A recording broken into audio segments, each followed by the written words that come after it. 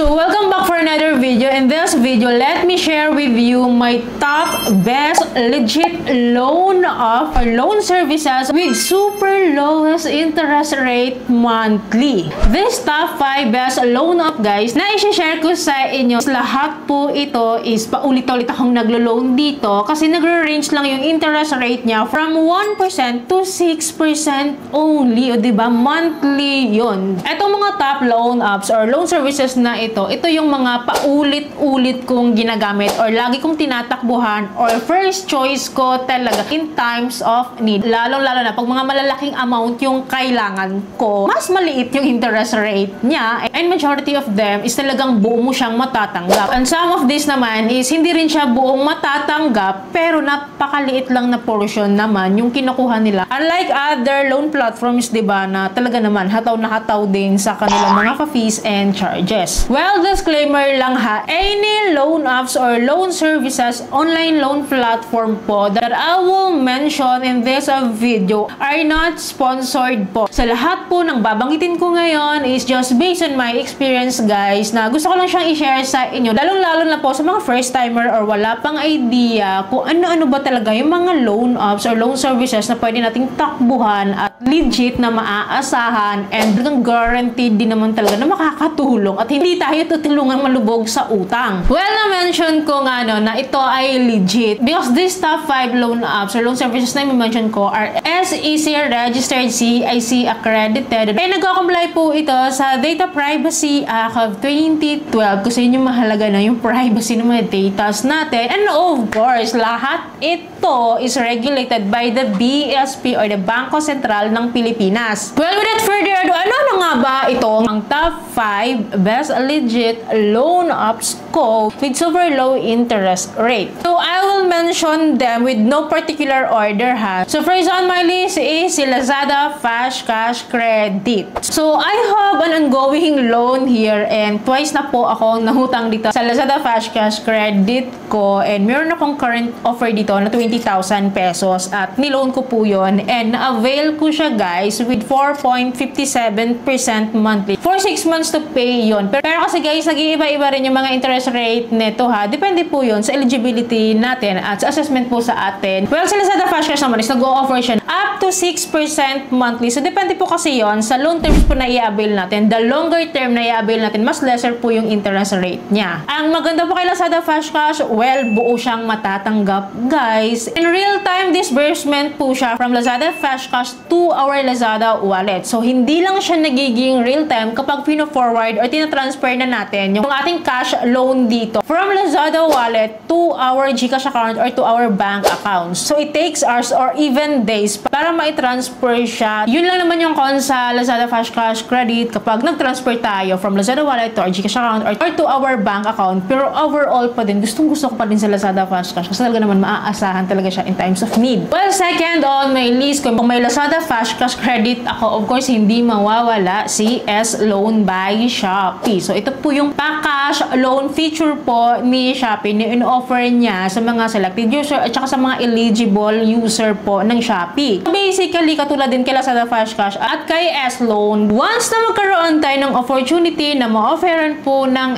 S-Loan, si S-Loan po, meron po siyang monthly interest rate sa akin po ha, kasi iba-iba po yung interest rate niya po per individual po, iba-iba. Pero sa akin, ang interest rate niya ay 4.95% monthly. So, pasok na rin talaga siya guys. Pero meron siyang hinihingi pong 1% na admin fee of the total loan amount. So, 1% lang naman siya kahit paano maliit pa din siya. Kaya nga po si S-Loan hindi siya buong matatanggap. Hindi katulad kay Lazada Fast Cash Credit buong matatanggap. Pero guys, ito ha, na-experience ko kay S-Loan before na hindi ko kasi siya niloan dahil hindi ko siya kailangan that time no. So, ang ginawa niya, winave niya yung aking 1% na admin fee. Nagkaroon siya ng promotion no, regarding sa admin fee niya and in-offer niya talaga ako. Parang pinipilit niya ako mag-cash loan nga no. At least na-experience kong hindi ma-avail yung 1% admin fee niya. At yun lang yung time guys, nabuo ko siyang natanggap. May mga pag ganun pong promotion si S-Loan. Kaya ganun po kaganda si S-Loan. Well, ito Itong si S-Loan guys, nag-offer siya sa akin ng installment term po as early as 3 months, then meron siyang 6 months, meron siyang 9 months, meron siyang up to 12 months. While itong sa Lazada Fast Cash Credit guys, hindi ko na-mention kanina, pero nag-o-offer siya ng installment term as early as 2 months to pay, then 3 months, then 6 months na, 9 months siya ka, hanggang 12 months din. So, iba-iba talaga sila, no? Depende yan sa needs natin. Third on my list is si Bilis Loan Up. Guys, si Bilis po is nag-o-offer po siya ng interest rate as low as 3.49% to 4.10%. So, depende ha. And if you know me guys, sinag ako talaga tong Bilis na to from 500 pesos na loan offer niya sa akin. Ngayon, na-reach ko na yung kanilang maximum credit limit na 50,000 pesos. In terms of their cash loan talaga, isa ito sa nangunguna na loan up po itong si Bilis. To my case ngayon, nag-offer siya sa akin ng installment terms from 2 months up to 12 months to pay.